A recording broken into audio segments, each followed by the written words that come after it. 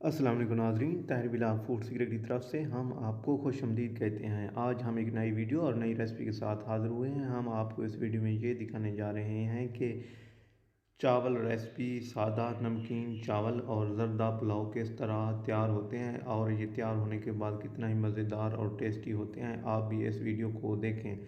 अगर आप ये रेसिपी सादा चावल नमकीन ज़रदा पुलाव अपने ही घर में तैयार करना चाहते हैं तो मेरे इस वीडियो को गौर से देखें ताकि आप भी ये टेस्टी और मज़ेदार चावल अपने घर में तैयार कर सकें। अगर आपको ये वीडियो पसंद आए तो मेहरबानी करके मेरे channel Tahir Bilal food secret को सब्सक्राइब करें, लाइक करें और दोस्तों तक शेयर करें ताकि हम आपको इस तरह की वीडियो फराहम करते रहें।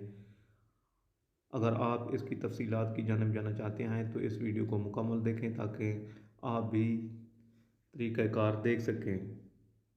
अगर इनकी तफसीलात पढ़ना चाहते हैं तो मैंने डिस्क्रिप्शन में इसकी तफसीलात दे रखी हैं, उस पर क्लिक करने से ताहिर बिलाल फूड सीक्रेट के डिस्क्रिप्शन पर क्लिक करने से आप इस मुकम्मल प्रोसेस देख सकते हैं और अपने घर में ये रेसिपी तैयार कर सकते हैं।